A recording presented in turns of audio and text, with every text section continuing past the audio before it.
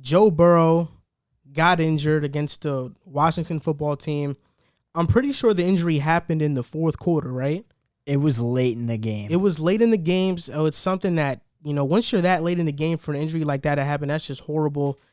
At first, they thought it was a torn left ACL, but in fact, it's way more. I mean, the MRI revealed that it's a torn MCL and other structural issues along with an ACL.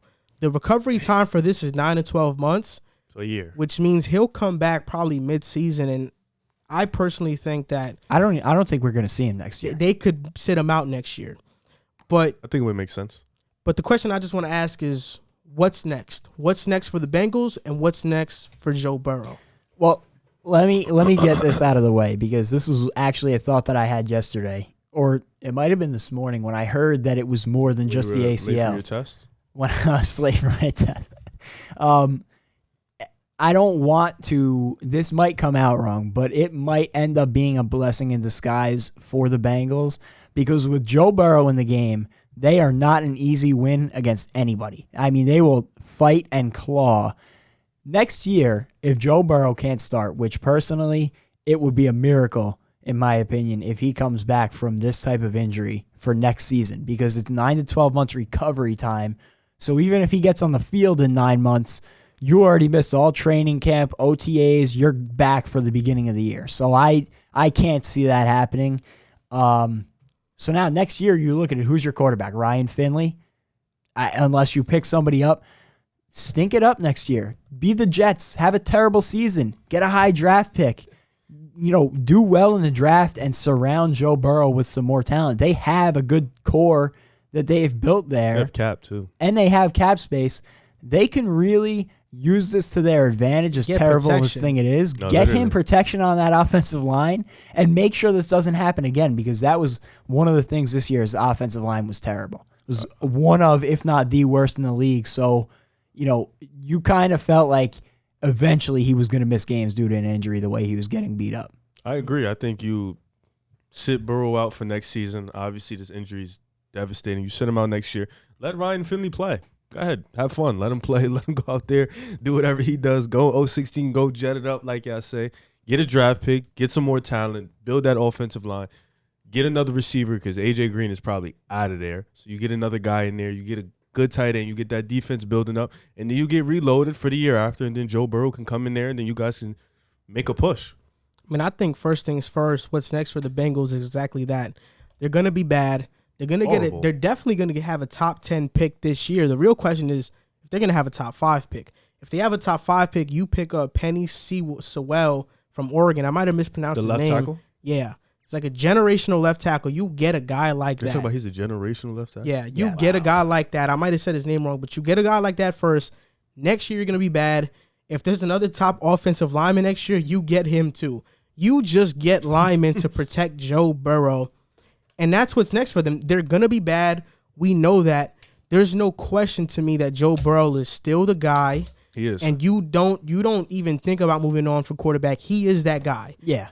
And him and Herbert were going to gun it out for the Offensive Rookie of the Year race this year, which is crazy because Herbert, which we'll talk about later, is putting up all-time numbers at the quarterback position for a rookie. So the fact that it was even close says a lot about the season Joe Burrow is having.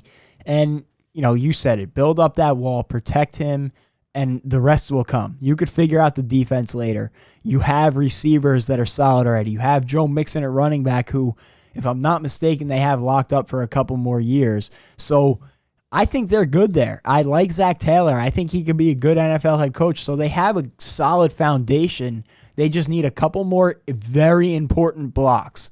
And once they figure that out, you mentioned Sewell, however you pronounce his name, would be a huge pickup for them. He would be the first overall pick this year if Trevor Lawrence wasn't in the draft, and maybe Justin Fields, but he is literally that good.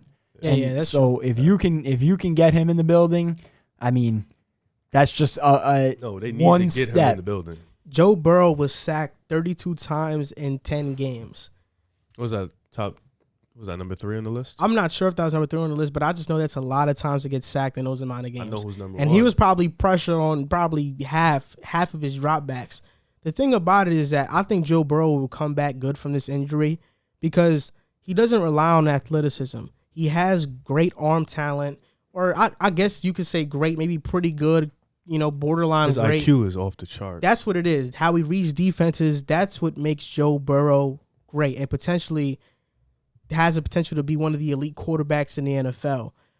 Right now, there was a question. I was looking at the headlines of First Take this morning in sports media, stuff like that, just mainstream media. And First Take, one of the questions was, is it the Bengals' fault that Joe Burrow got injured? What? And to answer that question, I don't think it is. We see quarterbacks with bad offensive lines all the time that don't get hurt. I mean, Daniel Jones, he hasn't gotten a major injury. Sam Darnold. We could name so many quarterbacks that it hasn't happened to.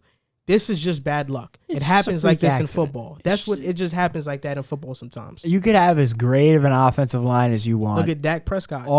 Yeah, exactly. All it takes is one bad landing, which is what it was. Carson Wentz. Yeah, think about it this way. He got sacked 31 times before that and was perfectly fine, to an extent at least. And now, just because one wrong landing, if that didn't happen, the question wouldn't be, are the Bengals failing Joe Burrow? It would have just been another sack. So as much as they didn't build up that offensive line, Rome wasn't built in a day.